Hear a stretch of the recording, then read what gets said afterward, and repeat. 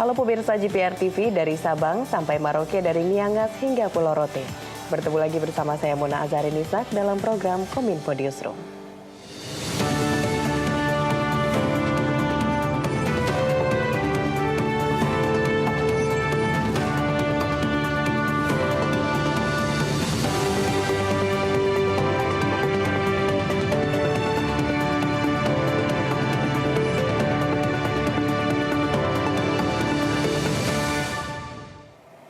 Pemirsa, kita ke informasi pertama. Kementerian Lingkungan Hidup dan Kehutanan mengupayakan adanya percepatan rehabilitasi area bekas tambang yang ditinggalkan atau tidak dilakukan reklamasi dan pemulihan oleh penambang.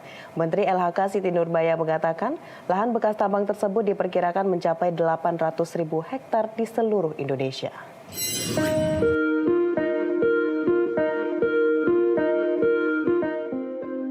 Dalam rapat kerja bersama Komisi 4 DPR RI, Menteri Lingkungan Hidup dan Kehutanan Siti Nurbaya mengatakan, saat ini pihaknya tengah mengupayakan percepatan rehabilitasi areal bekas tambang yang diperkirakan mencapai 800.000 hektar di seluruh Indonesia, dengan 300.000 hektar diantaranya merupakan lahan bekas tambang terlantar. Adapun areal dengan lahan bekas tambang terlantar paling banyak berada di Provinsi Bangka Belitung, Kalimantan Timur, Kalimantan Barat, dan Sulawesi Tenggara.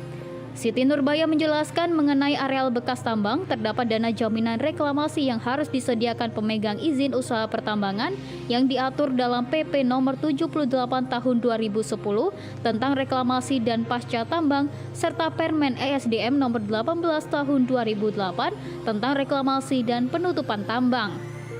Namun berdasarkan aturan yang berlaku sebelumnya, KLHK menyebut terdapat kesulitan melacak beberapa pemilik tambang yang izinnya dikeluarkan oleh pemerintah daerah. Untuk itu, Kementerian LHK bersama dengan Kementerian ESDM terus mengupayakan percepatan rehabilitasi areal bekas tambang dan meminta Kemenkumham untuk segera melakukan harmonisasi. Keseluruhan di Indonesia ada 800.000 hektar areal tambang yang harus dipulihkan. Dan yang terlantar tuh kira-kira 300.000 hektar. Areal terbesarnya ada di Kaltim, Babel, Kalbar, Sultra. Kemudian terkait dengan hal ini kami sedang mengupayakan, karena ini pekerjaan bersama-sama Kementerian ESDM juga, maka kami sudah dimulai sebetulnya sejak 2017 perintisannya, tetapi diskusinya tidak mudah. Kami sedang meminta lagi kepada Kumham untuk segera dilakukan harmonisasi tentang hal ini. Pemirsa, aksi inspirasi masyarakat adat suku Awiyu Bovendigol dan suku Moi Sorong di depan Mahkamah Agung pada Mei lalu yang menolak konversi hutan adat mendapat perhatian pemerintah. Menteri Lingkungan Hidup dan Kehutanan Siti Nurbaya dalam rapat kerja bersama Komisi 4 DPR menyatakan negara tengah memproses pengembalian status hutan adat dari pihak swasta. Dalam rapat kerja bersama Komisi 4 DPR RI, Menteri LHK Siti Nurbaya mengatakan, KLHK saat ini sedang memproses pengembalian status hutan adat yang masuk dalam hutan primer dari perusahaan swasta di Kabupaten Bovendigol. Kasus ini bermula dari aksi demo masyarakat adat suku Awiyu dari Bovendigol dan suku Moi dari Sorong yang menolak konversi hutan primer tempat mereka mencari penghidupan dari pihak swasta. Proses pengembalian hutan primer kepada hutan adat saat ini sedang berlangsung di bawah Direktorat Jenderal Perhutanan Sosial dan Kemitraan Lingkungan Kementerian LHK. Menteri LHK menjelaskan dua perusahaan sawit PT MJR dan PT KCP sempat mengajukan kasasi setelah PT UN menolak gugatan keduanya atas pencabutan izin pelepasan kawasan hutan oleh pemerintah. Kedua perusahaan mengantongi izin kawasan hutan seluas 38.000 hektar tahun 2010 hingga 2012, namun pencabutan dilakukan pada tahun 2022 karena melanggar ketentuan Undang-Undang Cipta Kerja dan PP nomor 23 tahun 2021 tentang penyelenggaraan kehutanan. Aturan ini menyatakan bahwa kawasan hutan primer tidak dapat dibuka. Berdasarkan ketentuan yang baru Undang-Undang CK dan PP 23 bahwa hutan primer nggak boleh dibuka lagi, dan mereka ajukan gugatan. Prosesnya sudah berjalan dan kita sudah menang, tapi proses kasasi dan lain-lain masih berlangsung. Di sisi yang lain, pada saat ini PSKL sedang memproses bahwa hutan yang primer yang tidak boleh dibuka lagi oleh swasta ini akan kita kembalikan kepada hutan adat.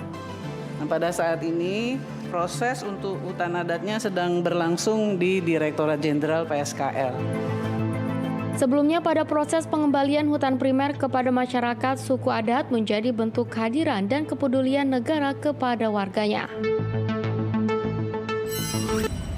Pemirsa, kita ke informasi lainnya. Perkembangan teknologi berdampak pada kebutuhan tenaga kerja yang semakin berkurang. Untuk mencegah berkurangnya lapangan pekerjaan akibat perkembangan teknologi, pemerintah melalui Kemenko Perekonomian akan merevitalisasi sistem vokasi.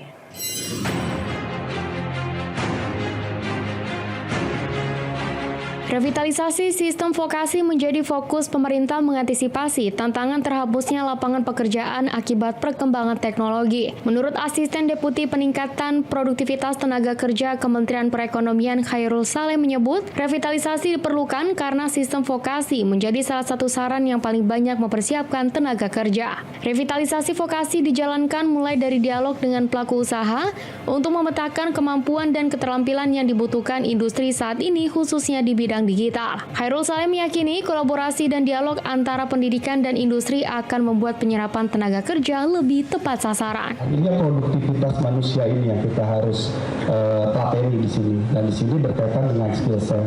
Nah, apa saja nih strateginya?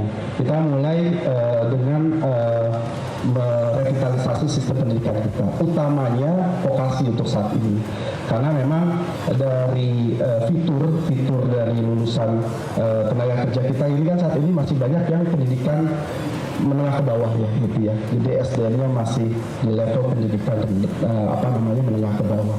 Jadi di sini kita fokuskan kepada vokasi karena vokasi ini yang lebih siap kerja gitu. Kementerian Sosial memberikan bantuan operasi katarak bagi 320 warga di Kabupaten Barito Kuala, Kalimantan Selatan. Operasi katarak melibatkan 6 dokter yang dipantau langsung oleh Menteri Sosial.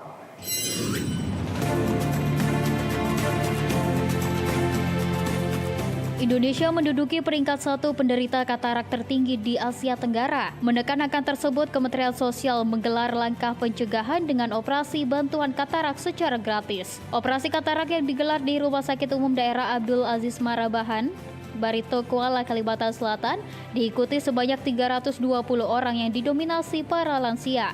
Layanan bakti sosial operasi katarak melibatkan dokter spesialis mata Indonesia sebanyak 6 orang, yang proses operasinya diawasi langsung oleh Menteri Sosial.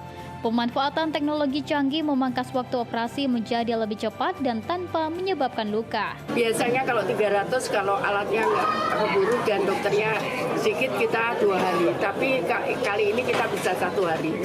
Tapi itu 320 orang itu jumlah orangnya. Tapi matanya bisa lebih karena ada yang dioperasi 2. Jadi hari ini ada yang dioperasi beberapa 2 yang sudah nggak bisa melihat, kita operasi dua-duanya. Pemirsa, usai jeda pariwara, kami akan kembali dengan informasi lainnya. Tetaplah bersama Kominfo Newsroom.